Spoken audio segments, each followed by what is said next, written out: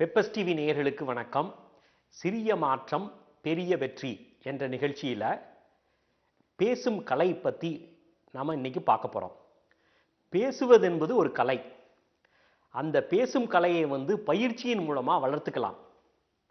உதாரணத்துக்கு நாமளே அறிமுகப்படுத்த வேண்டிய சந்தர்ப்பம் வரும்.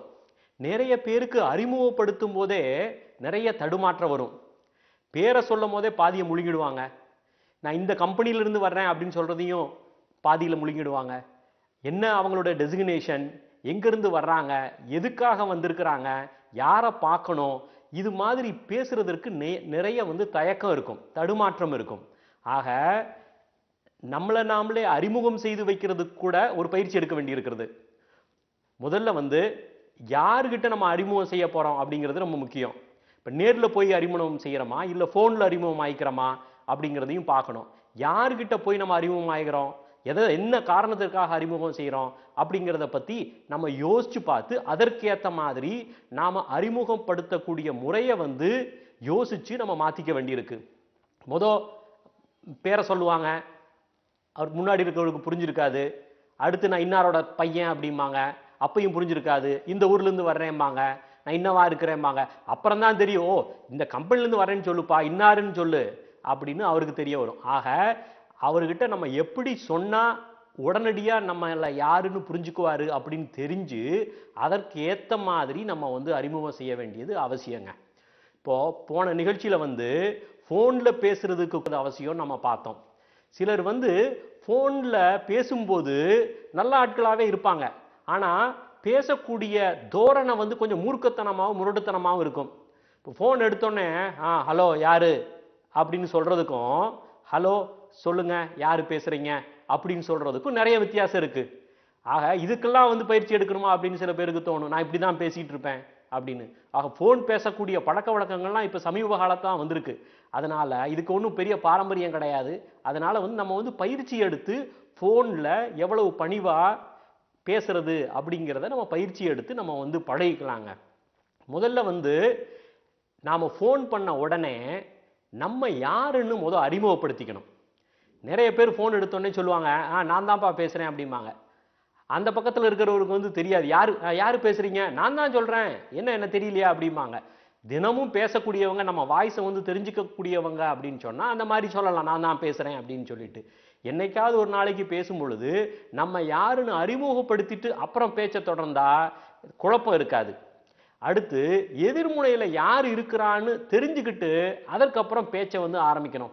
நிறைய பேர் ஃபோன் பண்ணி தன்னோட ஃப்ரெண்டுன்னு நினச்சி அவங்ககிட்ட என்னடா எப்படி இருக்கிறேன்னு அவனை கேலி கிண்டல் பேசுனதுக்கு அப்புறம் தெரியும் இது வரைக்கும் பேசிகிட்டு இருந்தது ஃப்ரெண்டோட அப்பாட்டன்னு.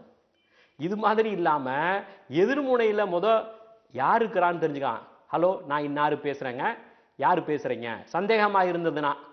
சில பேர் கோல்டு இருக்கும், அவங்க பார்த்தீங்கன்னா ஃப்ரெண்டுன்னு இருப்பார், அவர் அப்பாவாக இருக்கும், அப்பாட்ட பேசுகிறேன்னு நினச்சிட்டு பேசுவீங்க, உங்கள் ஃப்ரெண்டுகிட்ட பேசுவீங்க. அதனால சந்தேகமாக இருந்ததுன்னா யார் பேசுகிறீங்க அப்படின்னு கேட்டுக்கிட்டு அதற்கப்புறம் ஃபோனில் நம்ம பேச ஆரம்பிக்கலாம்.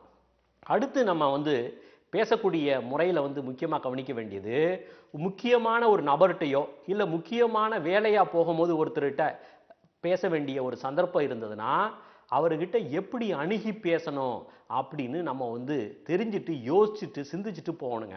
தெரியலனா முதல் தடவை போகும்போது இந்த கம்பெனியில் ஒரு பிஆர்கிட்ட போய் பேசணும், ஒரு வேலை சம்மந்தமாக போகணும், இல்லை ஒரு காரியம் சாதிக்கிறதுக்காக நம்ம போகிறோம்னா அது சம்மந்தப்பட்ட ஆளை பற்றி முன்னாடியே ஒரு அறிமுகம் தெரிஞ்சுக்கிட்டு போனால் அவர்கிட்ட எப்படி நம்ம பேசுறது, எப்படி அவரை அப்ரோச் பண்ணுறது அப்படிங்கிறத நம்ம தெரிஞ்சுக்கலாங்க.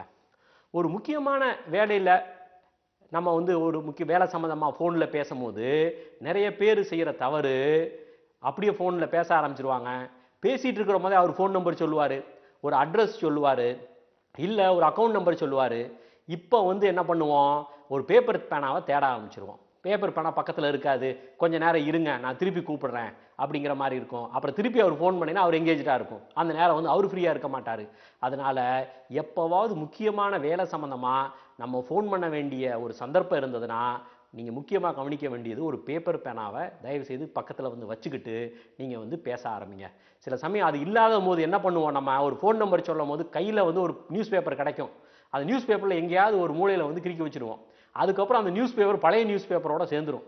அந்த முக்கியமான ஃபோன் நம்பர் திருப்பி தேடும் போது அந்த நம்பர் கிடைக்காது. எல்லா பழைய நியூஸ்லாம் தேடி இந்த ஃபோன் நம்பர் எங்கேயோ குறித்து வச்சேன் தெரியல அப்படின்னு நமக்கு ஒரு பதட்டம் வர ஆரம்பிக்கிறோம், எரிச்சல் குழப்பம் வர ஆரம்பிக்கும். இதெல்லாம் தவிர்க்கணும்னா ஒரு சின்ன பழக்கம் தான் இது. முக்கியமான விஷயம் பேசும்போது ஒரு பேப்பர் பேனா வச்சுக்கிட்டு பேசணும் அப்படிங்கிறத ஒரு பழக்கமாக வச்சுக்கலாம். அடுத்து பேசும் பொழுது பேச ஆரம்பிக்கும் போது நம்ம என்னெல்லாம் பேச போகிறோம் அப்படிங்கிறத குறித்து வச்சுக்கலாங்க.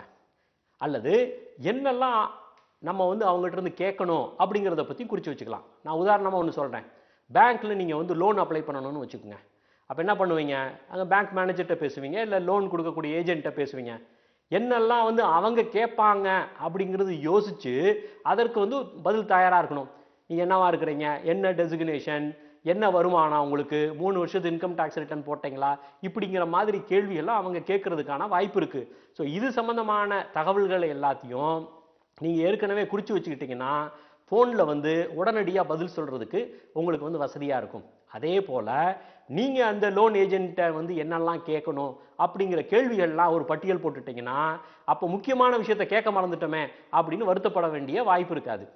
முக்கியமாக இப்போ லோன் வேணும் அப்படின்னு சொன்னால் என்னெல்லாம் கேட்பீங்க, எனக்கு இவ்வளோ வருமானங்க, எவ்வளோ லோன் கொடுப்பீங்க, என்ன இன்ட்ரெஸ்ட்டு, லோன் அப்ளிகேஷன் எங்கே கிடைக்கும், என்னென்ன டாக்குமெண்ட்ஸ்லாம் வேணும், அல்லது லோன் அப்ளிகேஷன் கொடுத்ததுக்கு அப்புறமா எவ்வளவு நாளில் நீங்கள் லோன் கொடுப்பீங்க, இந்த மாதிரியான கேள்விகள்லாம் உங்கள் மனதில் ஓடும். இதெல்லாம் ஒரு பேப்பரில் குறித்து வச்சுக்கிட்டிங்கன்னா லோன் அப்ளை பண்ணும் போது இல்லை லோன் ஏஜென்ட்டை பேசும்போது நீங்கள் தங்குதடை இல்லாமல் ஒரே நேரத்தில் பேசி உங்களுடைய வேலையை சுலபமாக முடிச்சிடலாங்க. இன்னும் ஒரு சின்ன ஆலோசனை சொல்கிறேங்க. அதாவது நம்ம பாக்கெட்லேயே வச்சுக்கிற மாதிரி ஒரு சின்ன நோட் பேட் வைக்கக்கூடிய ஒரு பழக்கத்தை பழகுங்க. இல்லை எனக்கு செல்ஃபோனில் நோட்ஸ் எழுதி வைக்கிற பழக்கம் இருக்குது அப்படின்னா அந்த பழக்கத்தை வச்சுக்கிடுங்க. ஆக இந்த சின்ன விஷயந்தான். இதை நீங்கள் குறித்து வச்சு பேசி பாருங்கள், இல்லை குறித்து வச்சு அடுத்து என்ன செய்யணும் அப்படிங்கிறத நீங்கள் பழகி பாருங்கள். உங்களுடைய பொறுப்புணர்வு பல மடங்கு கூடுவதை நீங்களே உணர முடியும்.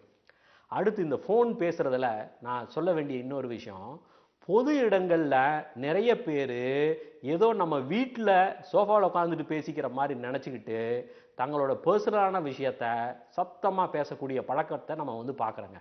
பஸ்ஸாக இருக்கலாம், ஒரு தியேட்டராக இருக்கலாம், ஒரு ஷாப்பிங் மாலாக இருக்கலாம், பக்கத்தில் யாரெல்லாம் இருக்கிறாங்க அப்படின்னு தெரியாமல் எவ்வளவு சத்தமாக பேசுகிறோங்கிறதையே புரியாமல் ரொம்ப சத்தமாக நிறைய பேர் அடுத்தவங்க முகசுளிக்கிற அளவுக்கு செல்ஃபோனில் பேசக்கூடியதை நம்ம பார்க்குறோங்க. இந்த மாதிரியான பழக்க வழக்கத்தை நீங்கள் தவிர்க்கணும். அடுத்து நீங்கள் யாருக்கிட்ட எந்த நேரத்தில் பேசணும், என்ன விஷயத்த பேசணும் அப்படிங்கிறதையும் யோசிக்கணும். அப்போ ஃபோன் பண்ண உடனே நீங்கள் அவங்ககிட்ட கேட்க வேண்டியது ஃபஸ்ட்டு, இது இந்த விஷயத்தை பேசுறதுக்கு சரியான நேரமா, இல்லை நான் சாயந்தரம் பேசட்டுமா அப்படின்னு நீங்கள் பேசலாம்.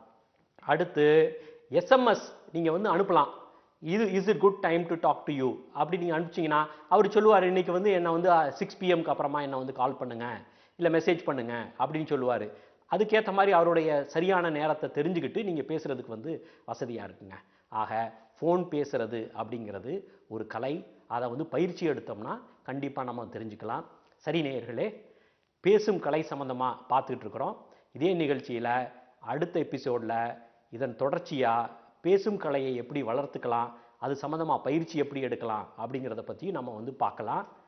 வணக்கம்.